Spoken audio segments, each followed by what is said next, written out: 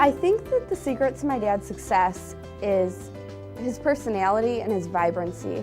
Well, we're a local product. My parents moved here in 1954 from Sterling, Illinois. Well, I got to know Fred Young when we were involved together in the Rockford Chambers Manufacturers Council. Well, my dad didn't have any money at the time. We ended up borrowing $1,000 from relatives. A next-door neighbor who worked at Ingersoll took out a second mortgage on his home for $3,000. So we had $4,000 in cash. Fred I've gotten to know a little bit as a mayor on the personal level, but also seeing his outstanding work of his business, Forest City Gear.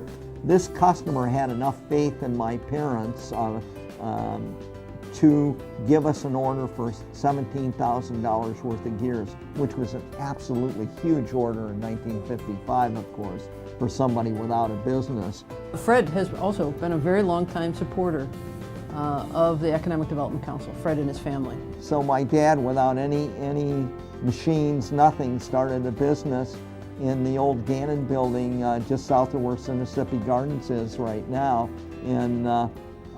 and started and was producing gears within 6 weeks for this company, and that's how we got our start. He's taught me a lot. He has no formal business or engineering background. He was an English major. He loves the outdoor sports, kayaking and canoeing and fishing and so forth. He's a second generation taking over from his father, has built a very strong, high quality, stable business. A delight to see is the involvement of his daughters and his son-in-law in the business. It's a pleasure to work with Fred. Well, it's funny being the daughter of a family-owned business because you're around it from the time you're born. I think what Fred has been able to demonstrate, among other things, is that even in an industry as tough as manufacturing can be, when you're facing global competition, you can have incredible success. He's taught me that it's not exactly what you learn from books, but what you learn from other people and what you can observe through other people. He's certainly a leader in the industry of making gears of all kinds and very high technology. He puts in a fairly good percentage of his profits back into the company. And his people are so motivated every day to produce for the company. I think Fred realizes that you can have all the technology in the world, but you still need people that understand it. You find that kids they'd much rather be playing a video game or working on a computer or doing something like that. Every machine we've got out there has got a computer hanging from it. And I tell the kids, you want to play video games, computer games? He said, I have challenges, a different challenge.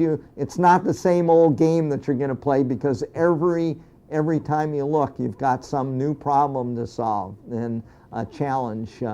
If that's what you like, I've got plenty of opportunities to challenge you and keep you busy. When you go to his business, you see a factory that is absolutely spotless.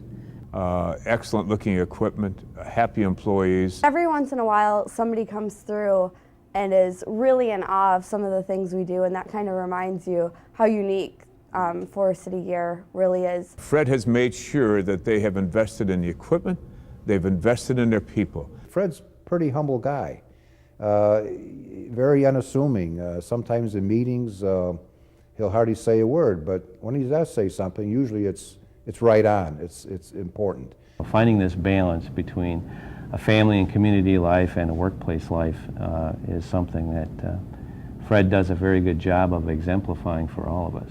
You know, their plan is that it's a family business, and he is teaching his children how to run the business. My sisters and I started coming around Forest City Gear by having our garage sales or our rummage sales at the end of the driveway out here. And then, you know, we kind of moved up to weeding out in the yard and doing some painting outside and some manual labor. Unfortunately, employment laws, minimum age requirements don't apply to the children of family-owned companies. Fred has a passion for the mix of the workplace and the community. I think that Fred is a great example of investing in yourselves.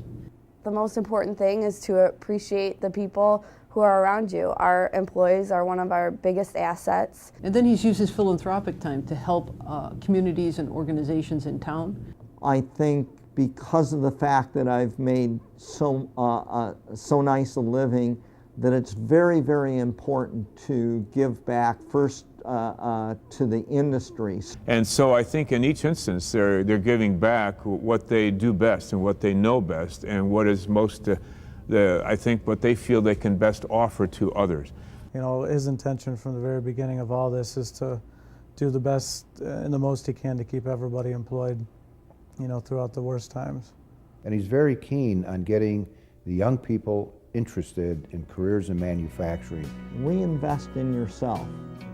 You reinvest in yourself by increasing your education, by learning about everything that you possibly can. Not only that, things that are directly related to your business, but that increase your knowledge of everything from astronomy to music to the arts. Whether he makes a sale with you or not, he wants to take you fishing or, you know, take you down to his favorite restaurant and sit and talk about whatever. If it's fishing, he'd prefer that, or hunting. So as a person, he'll probably say, be the best you can be and do the very best you can in all things that you work at. Like what you do. He is certainly well deserving of the honor that you're bestowing on him tonight.